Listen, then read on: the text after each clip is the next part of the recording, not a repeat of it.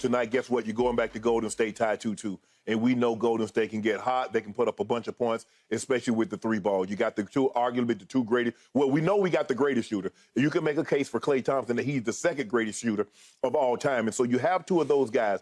And the first two games, they banged out 43 total. If I'm not mistaken, 42 total. Yeah, 21 and 21. Okay. That's the most in NBA history of the first two playoff games. And so we know they're more than capable of doing something of that nature.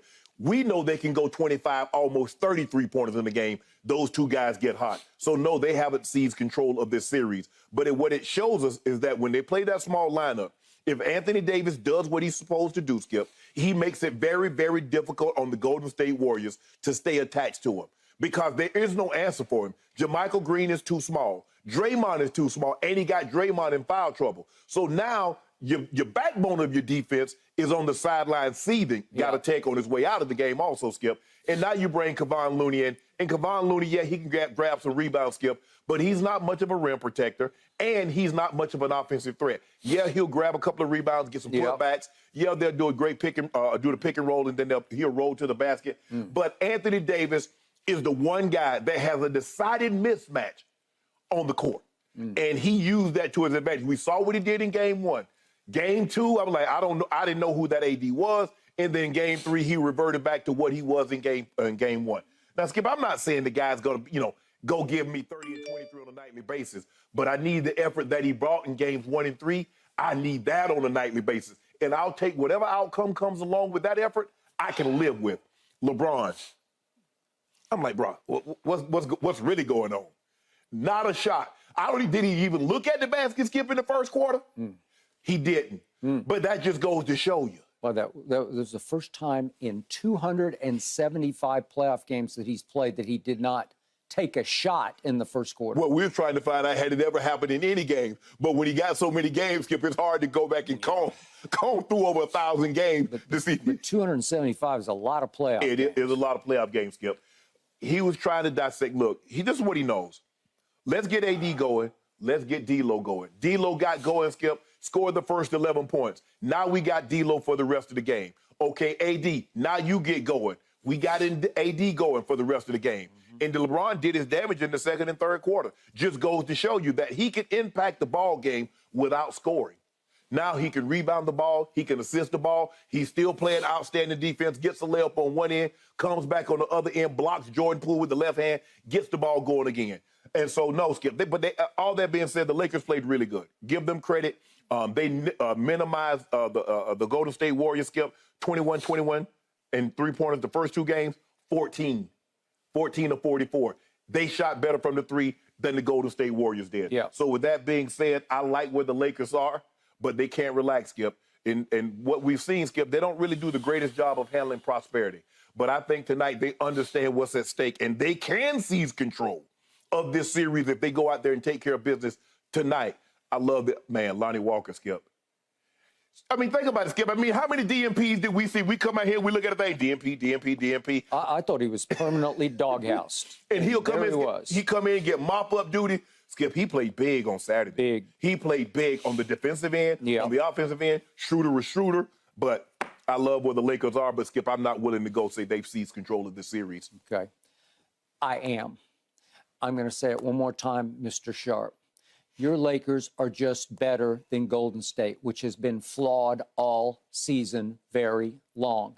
I still say that I've amended to Lakers in 5, and I believe they're going to win the next 2 games, including and starting with tonight's, because they're better, they're tougher, they're deeper, they're more physical. They have no answer for Anthony Davis unless Anthony Davis no-shows. Yes. He has to no-show. If he no-shows, you got me. But I don't think, even though his pattern has been yes, no, yes, no, yes, 1, no. 3, 5. Okay, I got it. Even though that's his pattern, I think they all smelled blood the other night. And they said, okay, we got him on the ropes. We got him on the run. Anthony needs to come out with his button pushed. Whatever that deep psychological button that LeBron can push, maybe only LeBron, you got to push it tonight because we can't have Dr. Jekyll, Mr. Hyde, Dr. Jekyll, Mr. Hyde. Mr. Hyde is a monster, right. And Mr. Hyde showed up on Saturday night, and I believe he'll be back in the building tonight. I sure hope so. And if he is, they got no prayer because they are just too small. They are. They live and they die by the three. And if you tell me they're going to make 20 plus, you got a shot. They'll be in the ball game. All right. But to your point, they got outshot from 3, 15-13. Now I get to the crux and guts of what happened Saturday night. There was a turnaround in this basketball game, the likes of which in all my years of studying the NBA, I've never seen before, because under the circumstance, it was the single most bizarre flip on its head game that I've ever seen. Because I'm going to go back through this, but let me get this right. 7:53 left. In the second quarter, Moses Moody made a three-point shot. It put them up 40-29, and I thought you guys were in some trouble. You're down 11. The reason you're in some trouble is what you just mentioned. LeBron has gone weird LeBron. I don't know what he's doing. I'm like, what is up? Because the one thing they can do better than Golden State is just attack the rim, because you just said it. They don't have a rim protector. Draymond tries his tail off, but he's 6 feet, 6 or 7? Yeah. I don't know, maybe 6'6". 6'6". There's only so much he can do protecting the rim. He's going to get in foul trouble. He's going to get in technical foul trouble. Things are going to spin out of control if it's him or bust at the rim. So for LeBron, I'm like, just do something, drive the basketball, try to get to the free throw line, which they annihilate this team at the free throw line. Yeah, because one team drives to get to attack the rim, the other team drives to kick for the three. That's all they do. I got it. So I'm thinking, my God, what has happened to LeBron James? I don't know. Nothing had happened. And so given that he had done literally nothing up to this point, I'm thinking, are you guys in trouble? No, Golden State's in trouble, because from that moment forward to the end of the half, they got outscored 30-8. It just went completely, impossibly crazy that they self-destructed.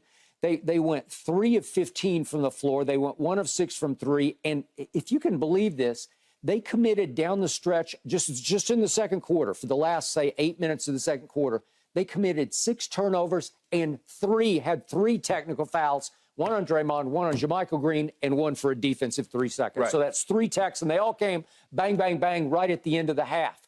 It's complete and utter self-destruction. I think it was the end of Golden State as we knew and loved them, because they did fall behind 2-1. I think you will proverbially step on their throats tonight. I'm hoping. So that's what it looked like from the Golden State perspective. Meanwhile, LeBron finally broke through and scored his first basket at 5:22 of the second quarter. Then he starts to just pump and go, man. And they start to run with it. They start to bang the boards. And let me just give you the free throw discrepancy that has mounted slowly but surely in this series. Now, through 3 games, your team is 63 of 83 from the free throw line. That's 83 times you've gone to the free throw line. They're 27 of 39. Right. 27 of 39. So you're plus 44 in attempts. That's extraordinary. Yeah, but Skip, look at the discrepancy at the three-point line. Okay. They're probably plus 44 in attempts. I got it. But you've made 36 more free throws. Yes. And that will work. Yeah. That's how you start to build up the advantage, even despite their 21 threes. Well, see, that's how you try to offset some of those three-point shots that they made. Because remember the first game, Skip, they made 21 threes. The Lakers made 6. Yeah. But the vast discrepancy in the free throw line. It was. I think the Lakers was like plus 20-something from the free throw line. Okay. So you have to counterbalance that, Skip. You can't let them have the three-point advantage and the free throw line advantage. You're not going to beat a team if you lose the three-point advantage and the free throw line. You can't make enough twos to offset that. That is true. I'm going to say it again. Everything flipped for your team at the trade deadline because you acquired all the right pieces. Yes. Lonnie Walker was already there, but he was a nice piece that just needed to find a place in this rotation. And you quietly turned into, at the trade deadline, the best defensive team in all of professional basketball. And it manifested itself the other night because a lot of what you just saw, a lot of the chaos and self-destruction was caused by your defense. And Clay used a word after the game, which I don't love because I do consider it a slur, but he said they got, I'll say what he said, punked, okay? But how? All right? Okay, because the Lakers are so much more physical than Golden State is, that it was defensive, just turning up the heat where they're taking the ball away. Golden State looked overmatched. Yeah. their offense versus your defense. It got out physical, it got out willed, it got out toughed on the defensive end. And I think you got to credit the Lakers defense for the chaos that I just showed You do, Skip, but I mean, if you think about it, Golden State committed 19 turnovers. Yep. They shot 40% from the floor. Yep. But if you look at Golden State, if you go back and just analyze them, Skip, they shoot the fewest amount of free throws, but they commit the most amount of fouls. They do. So I'm just trying to figure it out, Skip. If the regular season, you shoot the fewest amount of free throws, you commit the most amount of fouls. So you would think come playoff time, the discrepancy is going to be what it's been. Especially a team like the Lakers that have the decided size advantage, and they have a guy that's willing to play down on the block and use that size. Okay. So you can't say, well, we've jacked up 115 threes. You only jacked up 75. Why are you going to the free throw line more than we are? Because they're driving the ball to attack the rim. You're driving the ball to kick the Steph, kick the Clay, kick the Jordan Poole. I got you. So that's why. But they missed some shots Saturday that they made Thursday. Mm-hmm. And if the adage is what Doc Rivers says, it's a make or miss league, they could easily. Some of the shots that AD made on Saturday, he missed on Thursday. Mm-hmm. Okay. Now to your new X factor, to the antidote that you have for their three-point shooting. You got a sniper yourself. Yeah, D'Lo. And he's called D'Lo, as in D'Angelo Russell, once upon a time drafted by the Los Angeles Lakers. Then he bounced. He'll be the number 2 pick in the draft. Did people forget that? I got it. But he bounced and did a few minutes at Golden State, and then he wound up at Minnesota as well. He was in Brooklyn. And Brooklyn, but he bounced. Yeah. He bounced and he bounced. And I read some quotes after the game where he said, "I'm a killer, man. I'm a bird that needs to fly, and I couldn't really fly in Minnesota." No. He's saying that somehow they kept him under wraps. They wouldn't let him do what he does. Skip, they got Ant-Man, who they're going to build. It looks like they're going to build a team around. Yep. They got Cat. Mm-hmm. You can't, Skip, on a team you can only have, you can only have one big dog now. You can have a bunch of dogs, but they got to be one top dog. Now, who is it? I think he's going to lose that battle out to Cat and Ant-Man. Okay. So what do we see on Saturday evening? Your guy, your point guard, I think he's turned into your new point guard. Well, he's also your point shooting guard because he made 5 threes, 5 out of 7 threes. Okay, is that right? I got 5 out of 8. 5 out of 8. I'm looking at the wrong guy. Okay, yeah, 5. I'm looking at the free throws. 5 out of 8 threes that he made.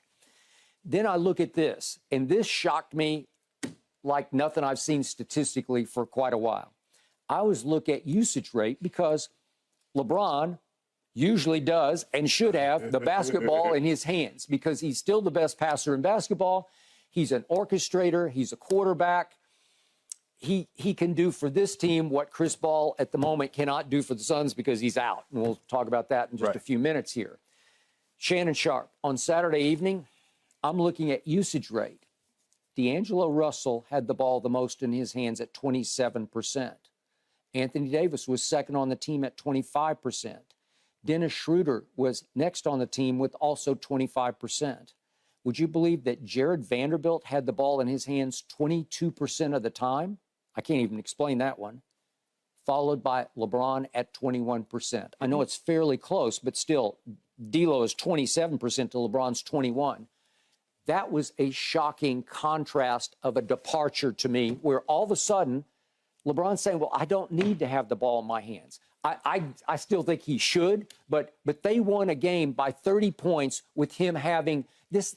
I don't know. They don't keep these kind of stats. This is like 4th level. But help me out. Has he ever had the ball only 21% of the time in a playoff game? Probably not. Probably not. I think what we're seeing, Skip, is that LeBron knows I can exert the energy that I once could for the entirety of the game at 38 years of age. I've got to pace myself. Okay. I've got to pick and choose my spots to turn it up, to pull it back. And he says, if I can get through the first quarter with taking none or minimal shots, and we're still attached, I feel really good about where I am. Okay. So, in the end, if you tell me that Clay's going to make 8 threes tonight, or that Steph's going to make 8 threes, you got me. Or they're going to make 20-plus threes. 20 plus. I just don't see it because you're guarding them harder and harder at the three-point line. It's not that you can run them off the three-point line because they're just going to shoot them anyway. Right. You just contest them. Yes. You make it difficult. You make them second guess because hands are flying in their face and at their hands. And I just love the way you are contesting three-point shots. And Skip, the defense, if you look at Skip, remember game 2?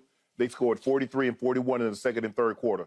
Saturday, they gave up 18 and they gave up 20. Okay. So they gave up fewer points in 2 quarters than they gave up in any of the second and third quarters in game 2.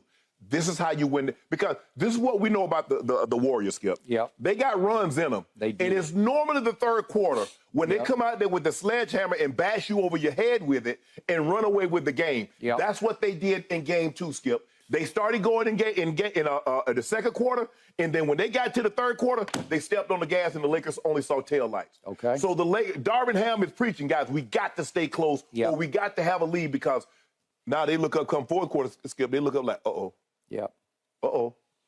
they right there, or they got a lead. Yep. And now Anthony Davis becomes more important, because Skip, look, it's just it's nature. You get down 15 points, you try to get it all back, you start launching threes, and you miss, they come down, make, you miss again, you come down and make, and what was a 15-point lead, all of a sudden a 21-point lead, and for all intents and purposes, the game is over. Okay. What do I see as your one potential flaw? I just still don't love LeBron shooting threes, even though he made 2 out of 4 the other night. You saw that, right? Boy, that was heating up. We cut it down. We figured less is more. For the playoffs, you are now 14 of 61 from 3, LeBron James. 14 of 61, that's 23%. That will not work. Hold on, let me ask you a question. Haven't we already won a series? So I'm going to deal with this one. All I know is in game 3, he was 2 of 4. That's 50%. Could I interest you at 50%? He is, for these 3 games against Golden State, 6 of 20, which is 30%, which still won't work. Okay? I'll give you 2 of 4. I just don't want to see him go 1 for 9. I don't want to see. What about the 7-8 for the free throw line? We're attacking the rim. Yes, I love that. The man only took 11 shots. Yeah. By the way, you have missed a lot of free throws. You're 63 of 83, so that's 76%. Oh, that's kind of like LeBron's career Well, Skip, that's kind of what the Lakers are. I mean, they missed 9 on Saturday. And the main culprit was the guy that you said you want the ball in his hand late the ball game to go make the free throws with Schroeder. Yeah. He went 1 of 4. I'd still trust him. With game on the line, Schroeder will make free throws. Austin was 5 of 7. We all right. We good. Okay. We just need to play with that effort. Okay. You're, what, a 3.5?